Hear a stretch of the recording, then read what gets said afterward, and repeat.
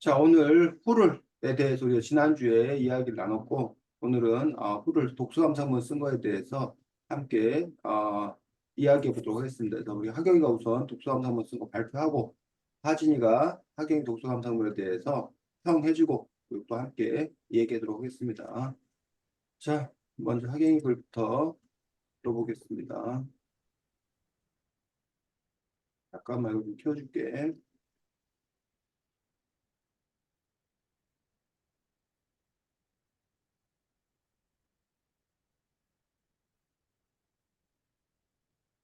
자, 발표하겠습니다. 네.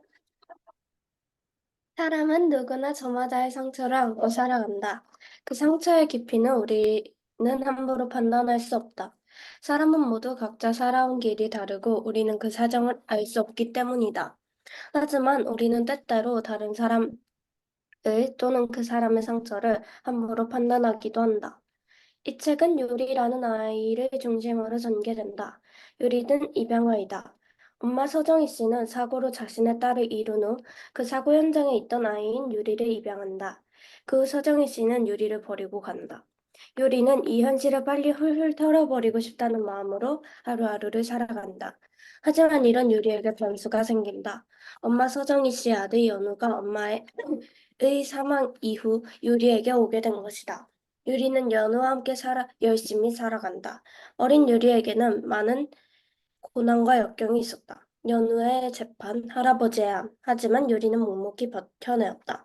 어쩌면 이것은 유리가 혼자가 아니었기 때문일지도 모른다. 유리예요. 유리 곁에는 세윤이, 주봉이, 선생님 등 많은 친구들이 있었다. 이 중 유리와 같이 아픔을 가지고 있는 사람들도 있었기에 유리에겐 더욱 위로가 되었을 것 같다. 누구나 아픔을 가지고 살아간다.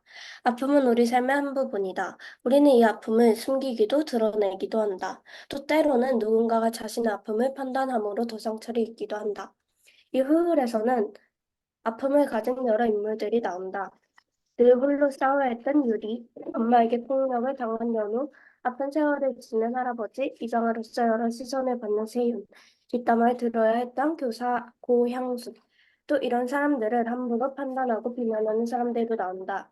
실제로 이 책의 세윤이는 입양아라는 사실을 친구들이 알게 되자 많은 힘든 순간들을 겪게 된다. 학교에 앉아있은 입양아라는 이야기, 부모님의 빛과 말한 친구들. 안타깝게도 세윤이 주변의 나쁜 친구들은 다른 사람의 아픔, 즉 세윤이의 아픔을 가볍게 판단하고 비난했다. 나는 이런 흐울 속의 상황이 우리 사회 속의 모습을 나타낸다고 느꼈다. 다른 사람의 처지를 함부로 판단하고 비난하는 현실이 이 책과 굉장히 비슷하다고 느꼈다. 결국 우리 사회의 문제점으로 비춰지나 알고 있는 인터넷 악플 같은 것도 상대방의 처지를 우리가 판단하고 비난하는 것 아닐까라는 생각도 들었다. 나는 다른 사람의 아픔을 쉽게 판단하고 말하면 안 된다고 생각한다. 우리는 그 사람의 사정을 알 수 없다. 그런데 어떤 말을 하는 것은 어떻게 보면 조금 웃긴 일이다. 그런데 네. 나는 우리가 다른 사람의 처지를 함부로 판단하지 않고 귀하게 존중한다면 더욱 나은 세상이 될 것이라고 생각한다. 나는 이 책을 읽으며 나를 되돌아보게 되었다. 나도 평소 사람들의 아픔을 측정하고 있었던 것 아닐까? 누군가가 더 힘들고 덜 힘들 것이라고 단정 짓고 있지 않았나? 그런 의미에서 나는 훌훌의 주봉이 같은 사람이 되고 싶다. 다른 사람의 아픔을 함부로 판단하지 않고 그저 묵묵히 응원하고 위로해주는 사람이 되고 싶다. 실제로 생각해보면 나는 자주 상대방을 내 맘대로 판단했던 것 같다. 친구가 속상한 일이 있을 때 속으로 그 정도로 속상하면 어떡해? 라는 생각을 한 적도 있는 것 같다. 앞으로는 묵묵히 응원해주는 사람이 되어야겠다. 모두의 아픔은 다르다. 하지만 모두에게 같은 것도 있다. 우리 모두는 아픔이 얼마나 크고 무엇이든 간에 그저 묵묵히 응원해주는 사람을 통해 용기를 얻고 성장한다. 앞으로는 우리 모두가 서로에게 그런 존재가 되어 주었으면 좋겠다. 세상에 많은 사람들이 서로 묵묵히 응원해주면 훨씬 아름다운 세상이 될 것 같다. 네. 나는 이 흐흐를 통해 그런 세상을 꿈꾼다. 모두가 자신의 아픔을 서로의 응원과 함께 훌훌 털어버릴 수 있는 세상, 그런 세상이 오길 바란다.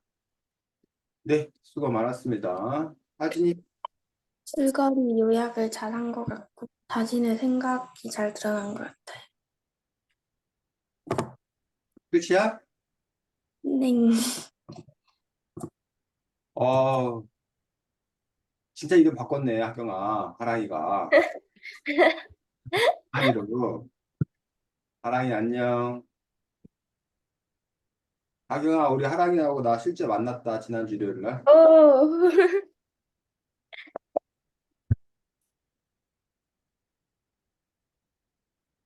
그래서 아주 신기했어. 하랑아, 네. 다른 사람들이 쌤을 엄청 부러워했다. 하랑이 같은 똑똑한 학생을 가르친다고 다른 오, 사람들이 쌤을 엄청 부러워했어. 그래서 쌤이 뭐라 했는지 알아? 뭐 그 정도야 뭐 그랬어. 자, 지금 그 하랑이 글을 저기 뭐야 하랑이라네. 하경이 글을 채팅창에 보낼 테니까 하랑이가 채팅창을 통해서 읽어. 네. 말 너무 길어서 한 번에 못 가네. 잠깐만. 음. 와, 하진이가 얼굴을 드러냈어?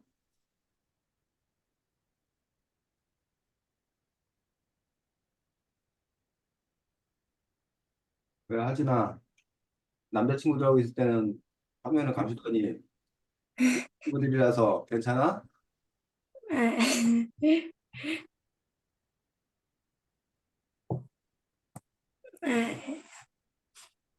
아무래도 아,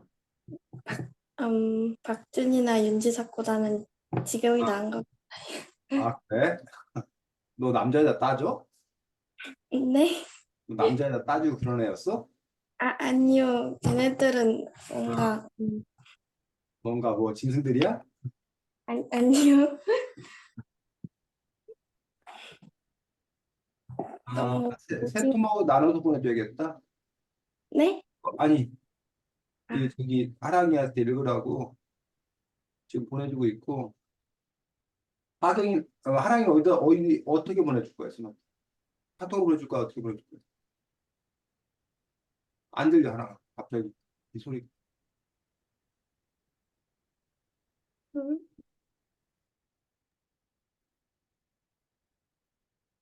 하랑이 목소리가 왜 갑자기 안 들리지?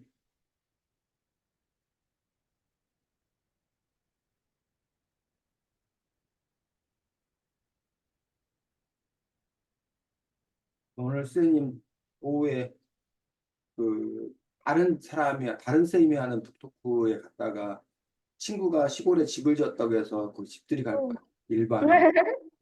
그래서 지금 고민 중이에요. 맨몸으로 가도 되나? 뭘 들고 가야 되나? 아, 고민 중이야.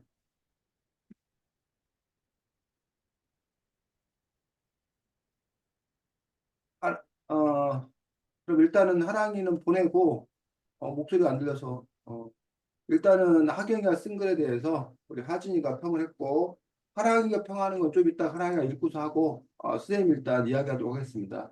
하경이가 오늘도 코가 길어졌을 거라고 생각합니다. 코가 왜 길어져, 하경아? 그냥 코가 왜 길어져? 사람이 코가 길어지는 이유는 두 가지 이유가 있는데. 첫째, 거짓말, 어? 거짓말. 그렇지. 거짓말에서 피노키오 코가 길어지는 것처럼 길어지는 거 있고. 그 무슨 빨간 부채, 파란 부채 얘기 알아? 아니, 옛날에 부채는 빨간 부채, 파란 부채 갖고 이렇게 부채질하면 코가 점점 길어지는 이야기. 몰라? 그 이야기? 어쨌든 두 가지 이유가 있습니다. 자, 하랑이가 쓰다 보니까 방향이 이상해졌다라고 거짓말을 했습니다. 아주 이렇게 보니까 방향이 안 이상해지고, 쌤이 글을 보면서, 선생님이 참 잘 가르쳤다라고 으쓱거려야 되는 건지, 아니면 하경이가 글을 참 잘 썼다라고 칭찬해야 되는 건지, 어쨌든 아주 좋은 글 잘 읽었습니다. 그래서 특히 칭찬할 부분이 여러 부분이 있는데, 키워드 뭘 잡은 거야?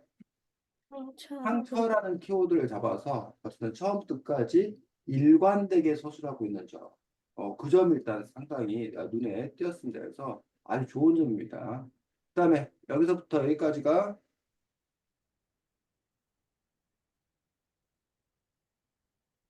여기 부분이 뭐가 되는 거야? 어, 여기 부분이 우리가 보통 인트로 그 시작하는 말에 해당되는 어떤 그런 부분들을 쓴 거야. 그 시작하는 말을 어떻게 할 건가라는 부분에서 파랑이 사라졌어? 여러 네. 가지 방법이 있는데 그 중에 하나가 바로 자기 어떤 그런 주제나 이런 것들에 대한 주제의식을 이렇게 드러내는 방식 또 처음 시작을 하는 그런 방법이어서 여러 번 얘기해서 독서 감상문에서의 시작은 특별한 게 없다. 어떻게든 시작하면 시작하는 거다. 다만 이제 시작의 어떤 그런 기준점은 다른 사람들에게 좀 더 관심과 흥미를 끌 수 있는 어떤 그런 방식으로 시작하는 게 가장 이제 효과적인 시작이라고 보통 알려져 있습니다. 그런데 이렇게 이제 어쨌든 자기의 주제를 드러내는 어떤 그런 방식들, 주의를 환기시키는 방식들, 이런 시작도 상당히 좋은 시작입니다. 그래서 이렇게 어쨌든 내가 하고자 하는 이야기를 명확하게 드러내는 방식으로 시작을 했고, 그 다음에 책 이야기를 이렇게 쭉 쓰고 있습니다. 그래서 책 이야기를 여기까지 이렇게 쭉 쓰고 있는데, 책 이야기를 쓸 때도 보면은 뭘 중심으로 주제인 상처를 중심으로 상처에 관한 이야기를 이렇게 쭉 쓰고 있는 그런 부분을 볼 수가 있습니다. 그래서 그 역시 이제 좋습니다. 그 다시 이제 누구나 아픔을 가지고 살아간다라고 해서 이제 상처, 아픔, 뭐 같은 얘기, 그래서 어휘를 달리해서 쓰는 것도 좋습니다. 누구나 상처 갖고 살아간다고 해도 되는데 여기서 상처를 쓰고 여기서는 또 이렇게 아픔이라고 쓰고 해서 이렇게 같은 단어를 비슷한 단어를 이렇게 변주라고 하지 약간 변화를 주어서 쓰는 것들 같은 얘기를 하는데 약간의 변화를 주는 어떤 그런 기법들 이런 기법들도 좋은 그런 부분들입니다.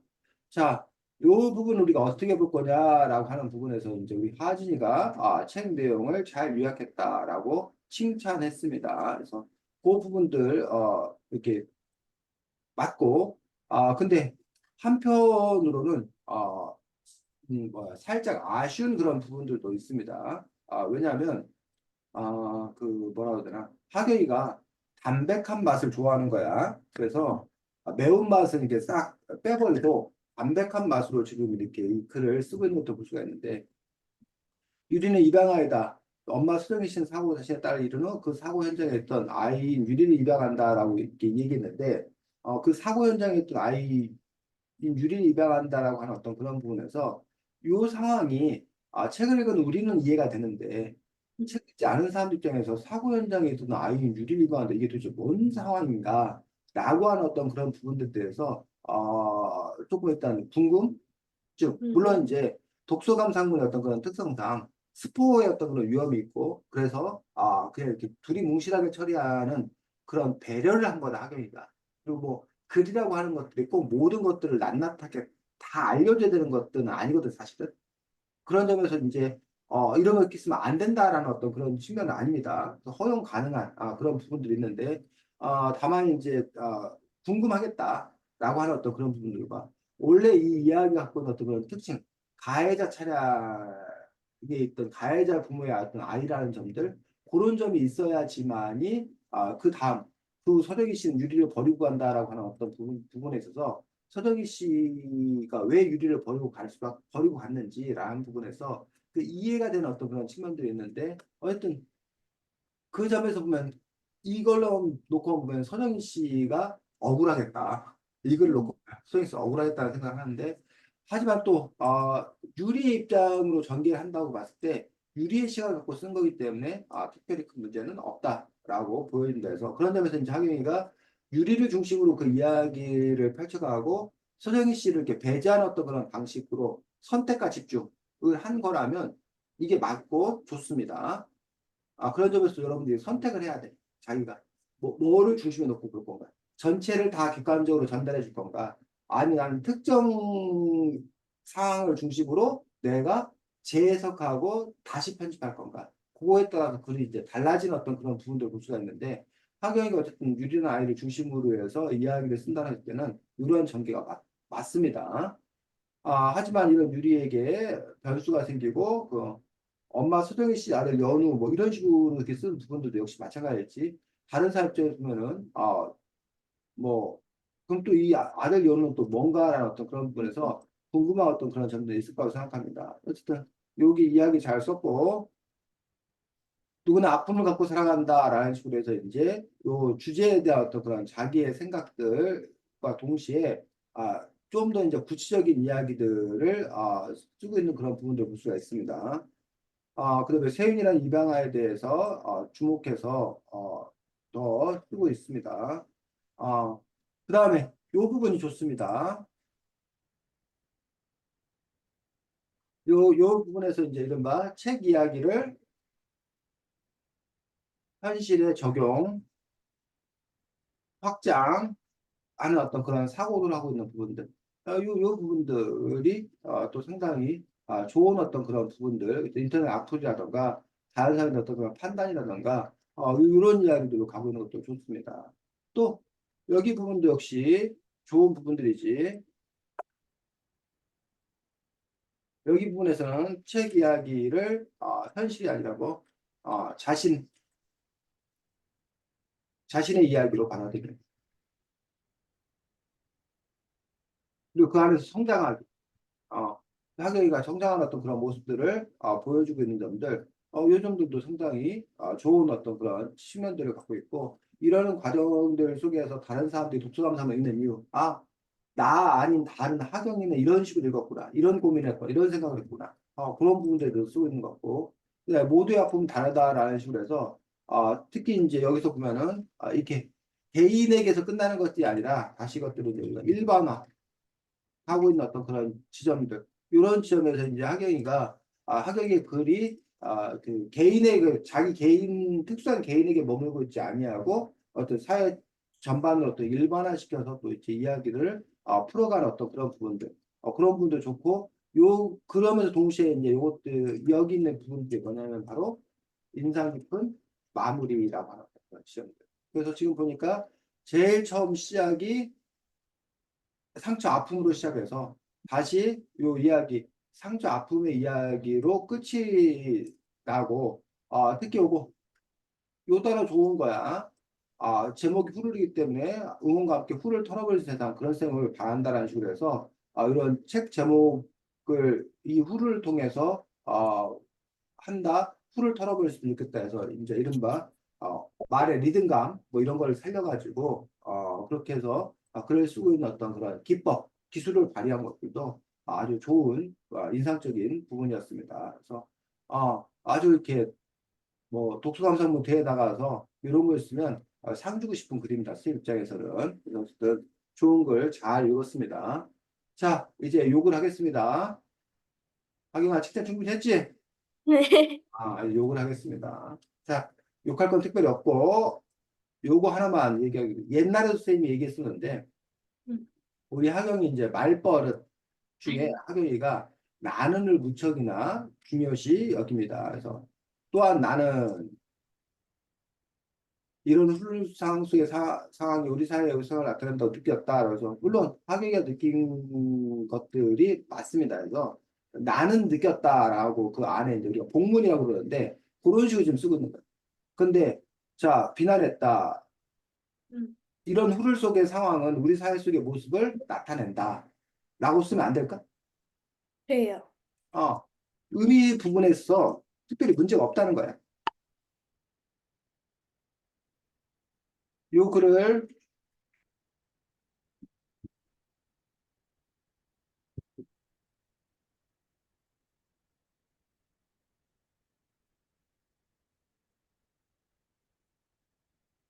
자 이런 식으로 이런 후를 상황 속에서의 상황, 우리 사회 속의 모습을 나타낸다.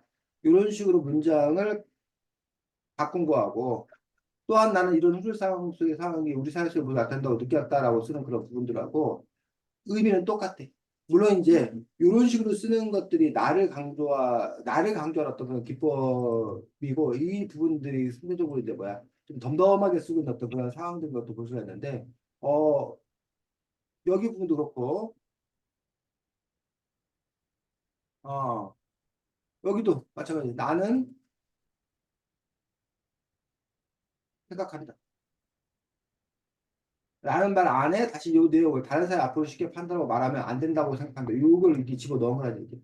이것도 그냥 다른 사람의 아픔을 쉽게 판단하고 말하면 안 된다. 라고 명확하게 음. 단언하는 것들이 필요하다. 사실은 이 말버릇을 보면서 선생님 잘못인가라는 생각을 했어요. 왜냐하면 선생님이 늘 뭐뭐라고 선생님은 생각해라고 늘 쌤이 이렇게 얘기하거든. 쌤이 말버릇이 그렇거든, 사실은. 근데 그거는 왜 그러냐면 그 선생님의 위치 때문에 그래. 음. 이선배라는 개인이 있는 거고, 이선배라는 개인을 떠나서 선생님으로서 여러분을 만나는 거고, 그러다 보니까 가끔 이제 선생님으로서가 아닌 이선배 개인으로서 뭘 얘기하려는 그런 상황도 있어갖고, 나는 그렇게 생각해. 라고 이제 선생님이 곧잘 그렇게 얘기하는 경우가 있었어. 그래서, 내가, 그러면서 선생님도 역시 그런 말버릇 때문에 이게 그냥 명확하게 얘기를 해줘야 되는 건가, 그렇지 않은 건가라는 그 부분들이 좀 있는데, 어쨌든 나는이란 말을 절대 쓰면 안 된다는 건 아니고 나는이란 말을 써도 되지. 근데 이제 이것들은 자기를 드러내고 강조해야 되는 어떤 그런 상황 아니면 나는이라는 말을 쓰지 않았을 때 그 주어가 누군지 헷갈리는 어떤 그런 상황들 그런 상황에서는 나는이라는 걸 분명히 써줘야 합니다. 근데 그렇지 않은 경우라면 굳이 쓸 필요가 없습니다. 여기도 마찬가지. 굳이 쓸 필요가 없습니다. 라고 나는 생각합니다. 나는 굳이 쓸 필요가 없다고 생각합니다. 라고 하는 거예요. 그냥 굳이 쓸 필요가 없습니다. 라고 해도 되는 거지. 그래서 어, 여기도 마찬가지지. 나는 우리가 다른 사람의 처지를 함부로 판단하지 않고 주의하게 존중한다면 더욱 나은 세상이 될 것이라 생각합니다. 라고 썼는데 여기도 마찬가지로 그냥 더욱 나은 세상이 될 것이다. 라고 쓸 수가 있어서 나는 생각한다, 나는 생각한다. 라는 식으로 여기도 이 책을 읽으면 나를 되더라고요. 여기서 나는 맞죠. 나는 되었다가 되버려. 어디까지 이제 이 책을 읽으면 나를 되돌아보았다. 라고 바로 써도 됩니다. 어. 여기는 뭐 나도 평소 사람들이 아픔을 축적했던 거 아닐까 뭐 이런 식으로 이제 여기는 나도 뭐 이런 부분이 들어가야겠지 당연히 그래서 이런 부분들처럼 나는이라는 말을 써야 되는 건가 쓰지 않아야 되는 건가라는 부분에서 자기도 모르게 자기 어떤 그런 말버릇이 있는 경우가 있기 때문에 이 말버릇이 과연 긍정적인가 아니면 그렇지 않은 건가 이 부분들에 대한 판단이 필요하다고 생각합니다.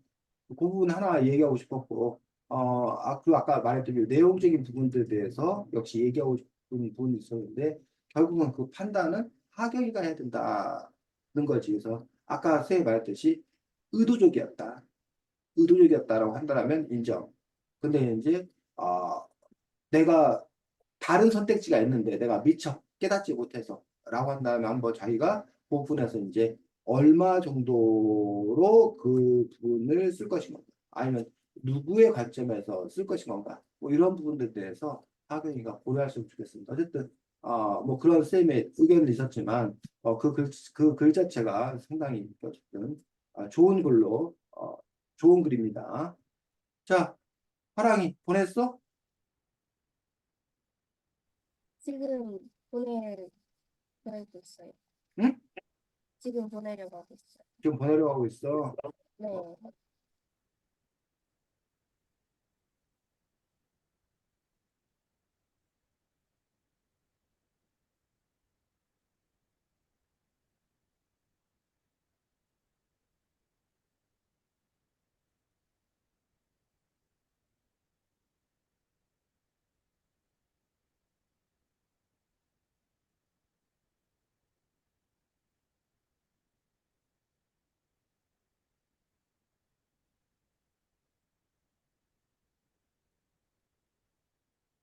어디로 보낼 거야? 한번 카톡으로 보낼 거야?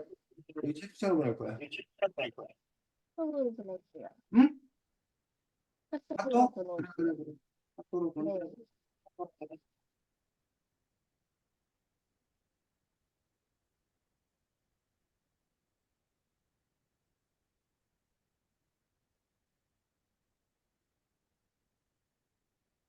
화경이도 계약했어? 화진이는 계약했대. 저 다음 주 화요일이요. 잘. 저,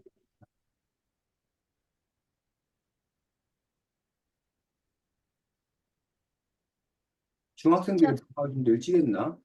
하긴 네? 뭐, 아니, 음, 음, 계약들을 빨리 하는. 여름방학이 겨울방학보다 훨씬 짧은 것 같아요. 음. 그래서, 어쨌든 저, 나는 너희도 여름방학이 끝났으면 좋겠어. 이번에 여름휴가를 안 갔기 때문에 아, 여름휴가 가는 사람들이 너무 부러웠는데 이제 내 휴가만 남아서 기뻐. 저 화장실 잠깐만. 그래, 그래, 그래.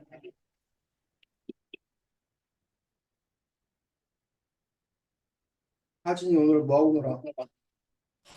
저 이거 한 다음에 연습하고 피아노 수업해야 하고, 그, 아유, 네. 그리고 오늘 수학도 있어요. 아유, 오늘 바쁘네. 네. 원래 안 바쁜데. 피아노는 어디까지 쳤어? 피아노는 어디까지 쳤어? 뭐 치고 저, 있어? 저 슈베르트랑 베토벤 치고 있어요. 슈베르트. 와. 하진 콩쿠르, 악보만 있으면 막 피아노 다쳐? 네? 악보만 있으면 피아노 다쳐? 그 정도는 아닌 것 같아요. 대회 때문에 그런 거라. 대회 연습하고 있어, 지금. 네. 너 그럼 피아노를 좀 이렇게 취미가 아니라 진심으로 하는 거야? 고민 중이에요. 고민 중이야. 진심과 취미 중에서. 네. 어, 대회는 어디서? 대전이 아니면 다른 데 가서. 그 대전에 예고해서 한 거예요. 예고해서. 야, 그거 잘 하면은, 입상하면 나중에 무슨 뭐, 맞아요. 성적에 반영되고 그러는 거야? 장학금 준대요. 우와, 너 떨리겠다. 음, 음. 야, 또. 사랑이가 도착했네. 제가 좀 마지막 부분을 좀 많이 날려다봐서 뭐라고? 어떻게 마지막 부분을 어떻게 적었는지 기억이 안 나요. 기억이 안 나? 그래, 많이 날려줬어요. 잠깐만.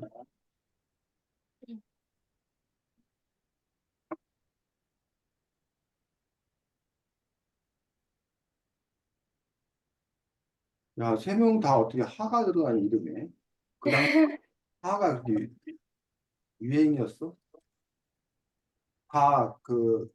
물라자, 가자 그거 쓰는 거야? 한자, 저는 한자가? 저는 한글 이름이라 그 약간 어. 자, 저는 어, 발표할까, 하랑이? 자, 하겠습니다.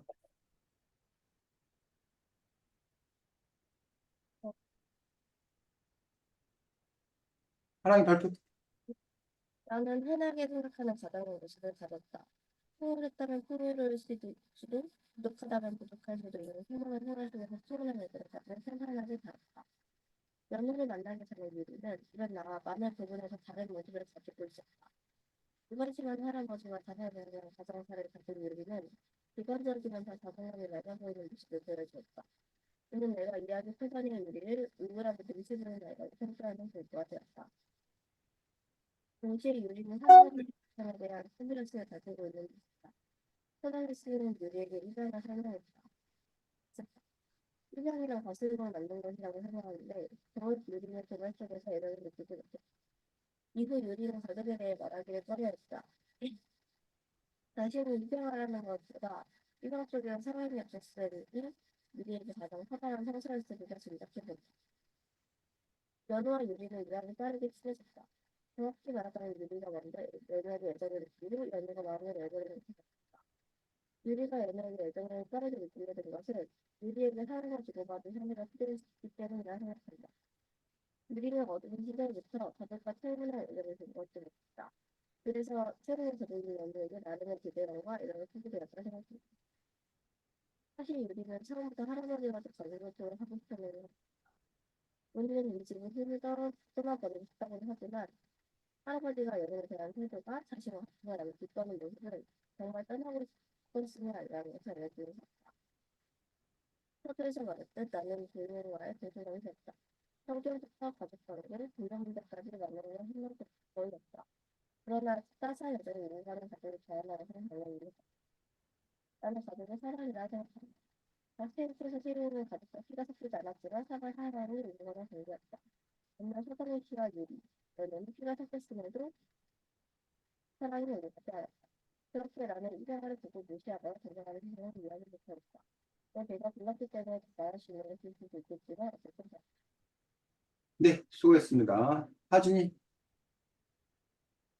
그, 아, 그, 그 유리의 시점에서 그 이야기를 잘 짐작한 것 같고, 그 자신과 주인공의 공통점을 잘 찾은 것 같아요. 하경이.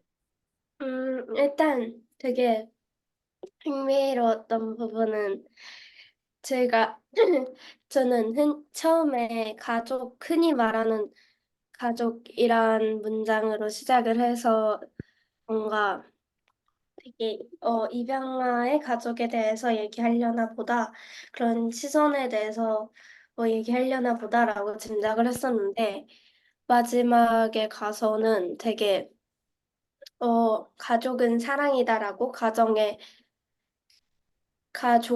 정의를 내리고 그것에 따라서 책의 내용들을 판단하는 부분이 되게 인상 깊었고, 그리고 마지막에도 입양아를 보고 무시하거나 동정하는 시선을 이해하지 못하겠다라고 자신의 생각을 밝혀서 되게 입양이란 그런 문제가 조금 어쩌면 되게 민감하고 예민할 수 있는 문제인데, 그걸 글에 되게 부드럽게 잘 녹여낸 것 같아서 좋았어요. 네, 수고했습니다. 자, 화랑이 가쓴 글을 보면 이게 우리가 이제 독서감상문을 읽는 이유가 뭐냐라는 거야. 독서감상문을 읽는 이유가 책을 읽지 않은 사람에게는 그 책에 대한 정보를 갖는 그런 부분도 있겠지만 책을 읽은 사람에게는 나와 다른 시각. 나는 이 책을 읽고 A에 주목했는데 다른 사람들은 어떨까라는 궁금증. 이라는 점에서 보면 하경이가 후루리라는 책에 주목한 점과 화랑이가 주목한 점이 서로 분명히 다른 거라는 거예요. 같은 책을 보고도. 그러니까 그런 점에서 이 독서감상문이 서로 의미 있는 독서감상문이고 좋은 독서감상문일 수 있다는 거죠. 그래서 우리가 책을 읽은 어떤 그런 부분들이 그 후루리라는 책은 그 작가에서 만들어진 거지만 독서감상문은 그 후루리라는 책과 하경이의 만남 후루리라는 책과 하랑이의 만남이라고 하는 부분에서 새롭게 탄생한다. 새롭게. 그 새로움이 있을 때 그 글들이 가치가 있는 글이고 의미 있는 글이라는 얘기. 그런 점에서 보면 하랑이 글 역시 후루리라는 작품이 하랑이화 된 거지. 그런 점에서 이제 어쨌든 의미 있는 어떤 그런 글이야. 그런 점에서 이제 하랑이가 쓰든 하경이가 쓰든 하진이가 쓰든 거의 비슷비슷 뻔한 글이라면 그런 글들은 사실 별로 크게 점수를 주기 어렵다. 큰 의미가 없다는 거야. 어쨌든 지금 하랑이가 또 이제 그 하랑이 글의 또 어떤 장점이라는 것들은 하랑이의 시각으로 그걸 바라본 하랑이가 나름대로 분석한 그런 점들이 이렇게 들어가 있다는 점들 그런 점들도 상당히 좋은 지적입니다. 자, 그래서 어쨌든 하랑이의 또 시작은 자기의 이야기 책과 대비되는 자신의 이야기로부터 시작을 해서 자연스럽게 책 이야기를 이제 이렇게 끌어가고 있는 부분을 볼 수가 있습니다. 그러면서 이제 비관적이면 자존감이 낮아 보이는 모습을 보여줬다라는 식으로 해서 아까도 얘기했지만 하랑이가 끊임없이 이 책에 대해서 분석을 시도하는 그러면서 이제 근거를 바탕으로 해서 그 이야기를 하고 있고 유리는 사랑받지 못하는 컴플렉스 사랑받지 못함에 대한 컴플렉스라는 식으로 역시 이제 분석하고 있고 그것들 대해서 왜 그러한 건가라는 부분에서 나름대로 이렇게 근거를 들어서 얘기하고 있는데 수쌤은 이 부분을 읽으면서 그래서 그런 거구나라고 이제 공감하게 되는 다른 사람들의 공감까지 불러일으키 그러니까 이 분석이 이상해 말도 안 돼라고 다른 사람들에게 배척당할 수도 있고 그래 말 듣고 보니까 그렇네 라고 이제 이게 공감을 불러일으킬 때 그 해석들이 이제 좋은 해석이 되는 부분들이지. 그래서 연어에 우리가 이제 빠르게 해석되고 해서 어, 여기 부분도 유리에게 사랑을 주고받을 상대가 필요했기 때문이라고 생각했다라고 하는 어떤 그런 점에서 그 점에서 어쨌든 또 이렇게 일관성을 갖고 있는 것들. 그러니까 다른 얘기를 하는 것들이 아니라 그 분석의 어떤 그런 틀들이 그 여러모로 분석하지만 결국은 하나의 이야기를 이렇게 집중적으로 해 나가고 있다는 점이죠. 그런 점에서 이 글들이 역시 또 이렇게 어떤 그 틀을 갖고 있다는 점들 좋은 지점들입니다. 그다음 역시 할아버지의 관계도 또 다른 축을 살펴보잖아요. 근데 역시 관계 구축을 하고 싶어 하는 것, 그것도 역시 사랑을 주고 싶어 하는 것이라는 어떤 그런 메시지를 역시 엄마에게, 연우에게, 할아버지에게 이런 식으로 이렇게 관계를 이렇게 바꿔가면서 지금 얘기를 하고 있습니다. 그다음에 다시 이제 주인공과의 관계가 적다. 하지만 이제 따스한 애정이 오고 가는 가족을 좋아한다라는 공통점을 발견이라고 하는 점에서 서로 다르다 해서 끝나는지 아니하고 같은 점에 관한 이야기를 다시 이제 뭐 만나는 어떤 그런 지점들 그다음에 이제 여기 부분들이 이제 일반화 시키는 그런 부분들 그리고 이제 그 앞에서 했던 글들을 다시 한번 요약 정리해 준 어떤 그러한 역할들을 지금 하고 있는 것들을 볼 수가 있습니다. 그다음 종합정리지 마지막에 가서 이제 다시 한번 자기가 강조하는 어떤 그런 이야기로서 끝을 맺고 있는데 다만 이제 아쉬운 점, 이 부분은 어떻게 볼 거냐. 내 배가 불렀기 때문에 말할 수 있는 것도 일 수도 있겠지만 어쨌든 그렇다라고 하는 그런 부분이라던가 뭐 어쨌든 여기 있는 이 부분에 대해서 어, 긍정적으로 얘기하면 솔직한 거지 하나님은 솔직히 이런 거 솔직한 마음을 쓴 거야 솔직하게.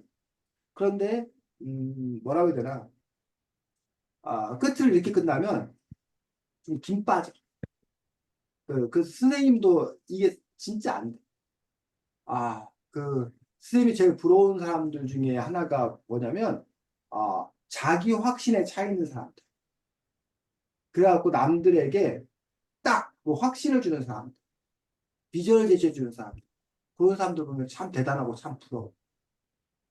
근데 선생님 자신이 늘 어떤 사물을 바라보는데 비판적으로 바라보는 거가 연습이 돼 있고 또 너희들한테도 맨날 가르치는 게 그거잖아. 삐딱하게 바라보기, 다른 관점으로 바라보기. 그래서 이제 비판적 사고는 가질 수 있으나 그 사고의 결정적인 문제가 그러다 보니까 이게 뭐야? 집중을 못 하는 거야. 뭐 좋은 거 있으면 좋은 면만 보고 막 열광을 해야 되는데 그게 좋은 면만 있을까? 또 다른 면도 있지 않을까? 이렇게 의심하게 되는 거야. 그러다 보니까 그거에 빠져들지 못하게 되는 어떤 그런 한계가 있다는 거예요. 근데 사실은 사람들이 사는 데 있어서는 열광이라는 게 되게 중요하거든요. 어떤 선동가가 나와가지고 가자! 그랬을 때 와! 하고 막 거기에 그 빠져드는 것들. 그럴 때 뭔가 그 에너지가 막 샘솟고 그 일들이 이루어진다는 거예요. 그래서 보통 이제 우리가 그 끝 마무리, 인상 깊었던 그런 끝 마무리 같은 경우는 그런 열광, 그거에 사람들이 좀 이렇게 뭐야? 환호하고 막 이렇게 따라가는 어떤 그런 부분이 있다는 거예요. 근데 이제 그거에 대해서 이제 이성적으로 바라보는 사람들은 이해를 못 하는 거야. 무슨 쥐새끼들도 아니고 왜 그렇게 막, 깃발 꽂고 막, 깃발 꽂았다고 거기에 막 휩쓸려 가느냐. 냉철한 시간을 가져야지. 그런 점에서 보면 이제, 냉철하게 쓴다. 라는 어떤, 아주 드라이하게 쓴다. 건조하게 쓴다. 라는 어떤 그런 지점에서는 이런 식으로 쓰는 것들이 좋을 수도 있다고 생각해요. 그리고 또 그게 하랑의 뭐 이렇게 스타일일 수도 있고. 근데 이제 이 부분들 외에 또 하나의 어떤 그런 점에서 아까 학생이 갖고 있지 못했던 점들. 그 선동이라는 어떤 그런 측면들. 감동, 감화, 감명이라는 어떤 그런 측면들을 놓고 봤을 때는 이런 끝 마무리 같은 경우가 상당히 이제 뭐 하게 만든다. 김 빠지게 만든다고 봐야 되나. 그런 측면들이 좀 있다는 거예요. 그래서 이제 여기 따스한 애정이 오고 가는 가족을 좋아한다. 사랑이라고 생각한다. 오고 가지 않았다. 그러면서 이제 요 이야기를 마지막에 가서 이렇게 승화시켜서 그 사랑이라는 어떤 그런 감정으로의 어떤 그런 그 촉구 뭐 이런 식의 그 이야기로 끝 마무리를 할 수도 있지 않았겠나라고 하는 점에서 사랑이 어떤 이런 선택을 어떻게 볼 건가? 라는 점에 대해서 우리가 한번 이야기해 볼 필요가 있다고 생각해서 솔직한 게 좋은 건가? 라는 부분에 대한 이야기를 지금 하고 싶어요. 솔직한 게 좋은. 우리는 지금 솔직한 게 좋은 거다라고 얘기를 해. 근데, 그걸 뭐라고 해야 되나? 단기적으로는 때로는 솔직하지 않은 게 더 좋을 수도 있다는 거예요. 그러니까 쌤이 지금 이것도 모순이야. 왜? 하랑이한테 지금 솔직하게 얘기하고 있는 거잖아, 쌤이. 근데 과연 이게 하랑이한테 도움이 되는 건가? 아니면 하랑이한테, 하랑이 정말 잘했어. 야, 계속 앞으로 이 방향으로 가면 돼. 힘내. 역시 너 대단해. 라고 칭찬해갖고 하랑이가 기분이 업돼갖고, 와, 앞으로 내가 잘 써야겠다. 이렇게 가게 하는 게 더 좋은 건가? 라고 하는 어떤 그런 점에서 이제, 상황이 다 다르겠지. 상황에 따라서 그 사람에게 동기 유발을 하고 그 사람에게 뭐 칭찬세를 퍼부어서 그 사람의 어떤 그 다음을 또 해내갈 힘을 주는 거. 그게 도움이 되는 어떤 그런 상황이 있는 거고. 또 어떤 상황에서는 어쨌든 자기가 갖고 있는 객관적 위치를 파악하고 그 객관적 위치를 바탕으로 이제 자기를 뭐 반성하고 다시 이제 더 한 단계 도약하는 그런 부분들이 또 필요한 어떤 그런 시점이 있기도 한데 어쨌든 쌤이 지금 얘기하고 싶은 건 그냥 객관적으로 놓고 봤을 때 그렇다. 이 끝마무리라고 하는 부분들을 어떻게 봐야 될 건가에 대해서 그렇다라는 이야기를 하고 싶습니다. 그래서 여러분들이 결국은 좋은 독서 감상문을 쓰는 기본 전제는 글을 잘 쓰는 게 아니라 결국은 책을 잘 읽는 거의 이제 수준에 있는 거예요. 그러니까 하경이나 하랑이가 이 책을 어떻게 할 거냐, 이 책을 읽고 도대체 무슨 고민을 할 거냐, 어떤 시각으로 이 책을 풀어낼 거냐, 라는 것들이 선행이 되는 거고, 그거를 글로 잘 뭐 하는 거야? 옮기는 거는 그 다음 문제라는 거예요. 그래서 그건 글쓰기 영역이 사실 아니야. 어떻게 보면 독서의 영역이지, 그 앞에. 그 책을 갖고 내가 얼마나 치열하게 고민하느냐. 무슨 새로운 시각, 새로운 생각을 할 수 있느냐. 그게 오히려 더 중요한 거고, 그걸 갖고 이제 글로 어떻게 풀어낼 건가는 그 다음에 어떤 그런 과제라고 생각합니다. 자, 어쨌든 좋은 글 잘 읽었습니다. 하진이, 하진아? 네, 후를 책 읽었어? 아니면 못 읽었어? 읽었어요. 읽었어. 하진이는 후를 책 읽으면서 뭐 어떤 부분에 주목했어? 저는 그냥 유리랑 연우랑 할아버지 사이 관계에 집중을 한 것 같아요. 그 관계가 집중했다는 게 무슨 말이야? 그걸 좀 더 구체적으로 얘기해봐. 그 사건이 음, 그 연우가 들어오면서 생기잖아요. 음, 그러니까는 세 명의 가정의 이야기에 확실히 더 집중하게 된 것 같아요. 그래서 네 얘기는 뭐야? 네 얘기는 하진이 너 얘기는 집중했더니 그 결과가 뭐야? 무슨 생각을 했어요? 어떤 판단을 했어? 음,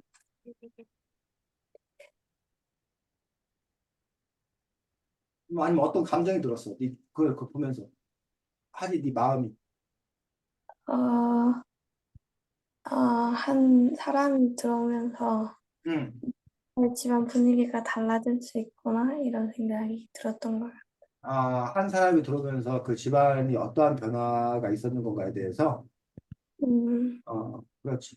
근데 그런 점에서 보면 이제 하랑이 같은 경우 해석이 아주 좀 특별하지. 만약에 그 연우가 들어오지 않았더라면 원래 계획대로 됐을지도 모르지 사실은. 떠나고 그냥 그 관계는 끝날 수도 있었는데 연우라는 그런 사람이 들어오면서 근데 이제 연우가 들어왔다고 해서 무조건 일이 그렇게 전개되진 않겠지. 하랑이의 분석에 따르면 이미 그 아까 유리라는 주인공은 아까 가족을 형성하고 싶어하는 어떤 그런 욕망이 있었던 거지. 근데 그것들이 발현될 수 있는 어떤 그런 기회가 없었는데 연우를 통해서 그것들이 이제 발현된 거라고 이제 하락이 해석을 한 거잖아. 그래서 우리 사람의 인생이라는 것들이 그렇다라는 거야. 그 두 가지가 이렇게 만나야 되는 거지. 그러고 그걸 하고 싶어하는 어떤 그런 마음.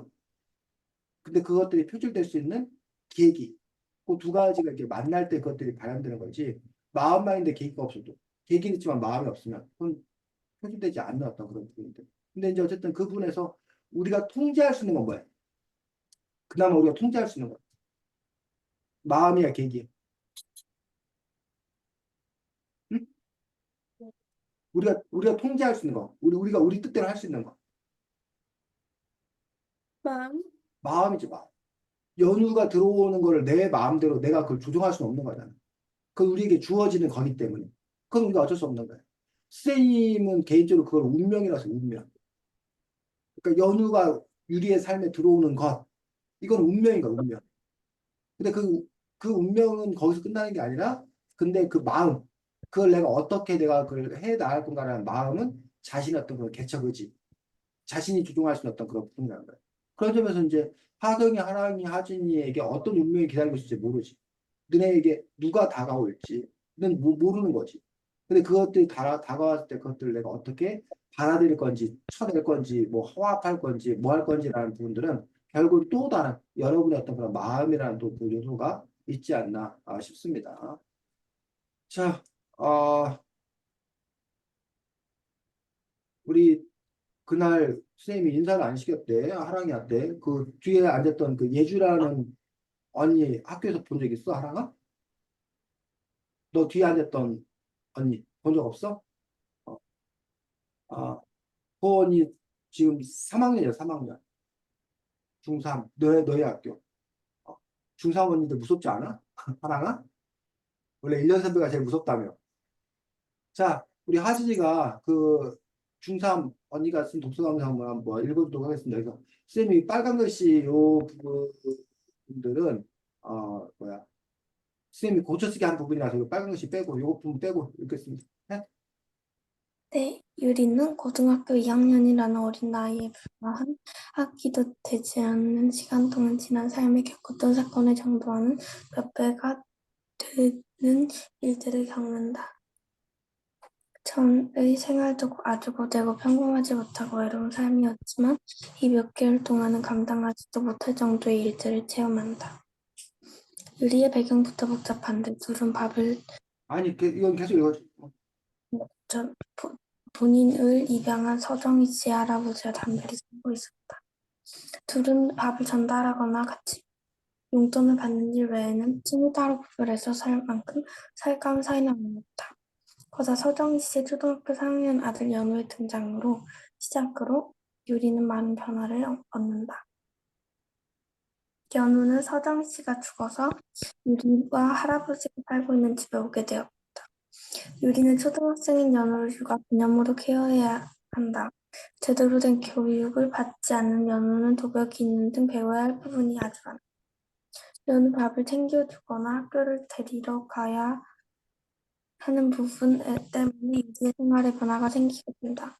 더불어 연우가 서정희 씨를 강가에서 밀어서 그녀를 죽은 것이다. 그렇지만 연우는 평소에 그녀에게 가장 폭력을 당했다. 등의 복잡한 이슈 중 때문에 육아를 보고 법원에 불려가는 일이 생긴다. 우선 육아를 불과 이제 고등학교 2학년생이 된 여자아이가 맡기에는 너무 버거웠을 것이다. 30대 성인 여성이 아이를 낳아도 바깥일 하는 것보다 육아가 더 어렵고 힘들다고 하는데 고등학생에게는 어떻겠는가. 유리는 공부를 열심히 해야 되는데 연우는 뒷바라지를 하느라 공부도 못하고 있다. 그러나 연우로 인해서 가족의 정이라는 것을 유리가 배우게 된 것 같다. 유리는 이때까지 할아버지의 개입 없이 홀로 살아온 것과 다름없기에 본인이 알든 모르든 분명히 외로웠을 것이다. 연우를 키우면서 정이 들고 연우가 집에 온 후 할아버지와 셋이서 식탁에 앉아 밥을 먹게 되어 그 행위만으로 떳떳함을 느꼈을 것이다. 나는 유리 본인 계획보다 소중한 감정을 배운 것이 더 의미 있다고 생각한다. 유리는 그전까지 사랑을 받아도 주지도 못하는 아이였지만 연우를 통해 사랑을 배웠음에 틀림없다. 이는 아직 값진 것으로 연우가 나타나지 않아서 우리가 모른 채 살았으면 너무나 혹독하고 헐빈한 감정으로 살았을지도 모른다. 공부하는 학생으로서 성실한 모습은 보이지 못했지만 그보다 더 중요하다고 생각되는 인간적인 감정적인 면모를 더 키우게 되었다. 할아버지의 질병 또한 우리에게 심적인 고통을 준다. 할아버지는 암에 좋다고 하는 소병을 사오질 않나 며칠 동안 여행 갔다 온다 하시면서 머리털은 다 빠져 집에서 모자를 쓰고 계시고 항암 치료를 받고 오신 건가 아프신 건가 하는 추측을 막 하게 만드신다. 결국 유리에게 복막염에 걸린 것이라고 고백하였다. 유리는 몇십 년을 함께 살면서 할아버지와 본인 사이에 정이 드는 것을 몰랐을 것이다. 하지만 같은 공간에 있으면 소통을 안 해서 정이 드는 것이 인간이다. 그런 할아버지가 보통 아프면 본인도 모르게 걱정이 되고 불안할 수밖에 없다. 이 사건도 연우의 등장 파트와 함께 가족에 깨닫게 되는 한 계기가 아니었을까? 아픈 할아버지에 대해 걱정하고 속상해하는 본인의 모습을 보고 본인이 할아버지에게 정이 있다는 것을 깨달았을 것 같다. 난 개인적으로 유리 걱정되는 모습도 모습이지만 할아버지의 심정이 더 관심 같다. 할아버지는 유리를 마음으로 품고 있지만 유리가 원하지 않기 때문에 그를 지내지 않았다.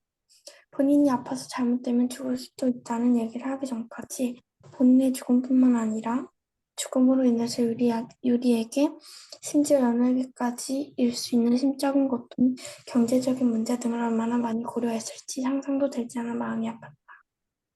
세훈이 보여준 유리도 몰랐던 유리의 어렸을 적 영상은 유리에게 너무나 큰 충격이었다. 같은 입양아인 세윤이 알려준 그 영상에는 서정희 씨가 왜 유리를 입양했으며 갓 입양했을 당시의 애정 어린 모습들이 보인다.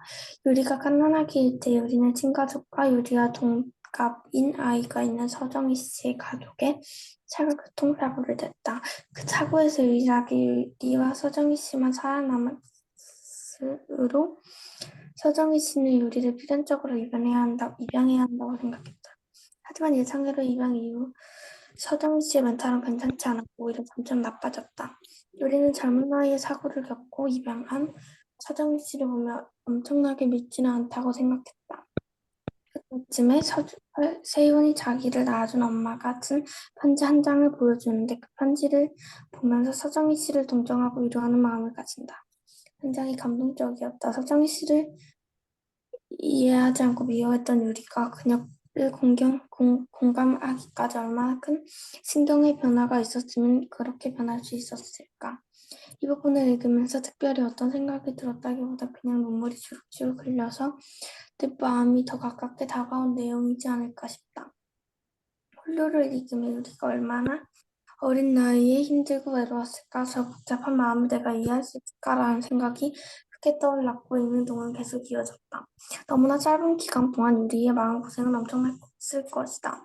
그리고 눈물 나게 했다. 하지만 만약 안쓰러운 것은 아닌 것이 이 경험을 토대로 유리는 엄청나게 많이 성장했을 것이고 성장한 유리는 전에 우리보다 앞으로의 삶을 살아가는데 훨씬 유연하고 덜 예민하게 살아갈 것이다.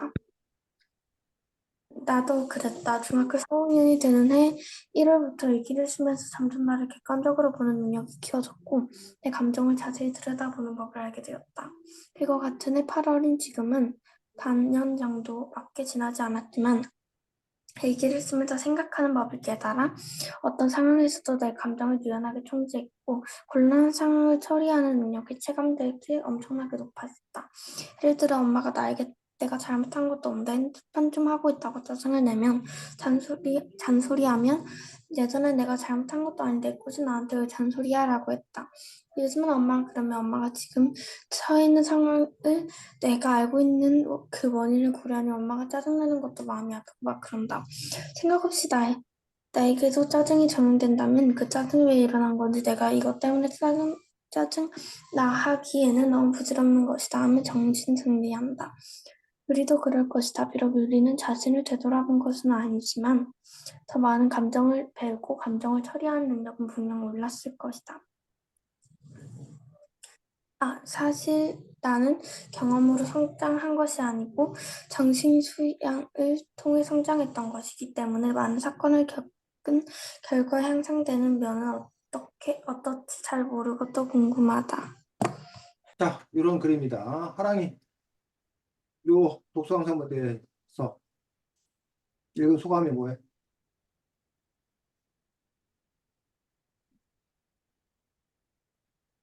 일단 유리를 잘 좀 자라는 가까이 얘기해 볼래? 과정에서 응, 네? 좀 가까이 대고 얘기해. 응. 유리에 대해서 약간 그 시선이 저랑 색달랐고 그리고 요약 정리를 괜찮게 하는 것 같아요.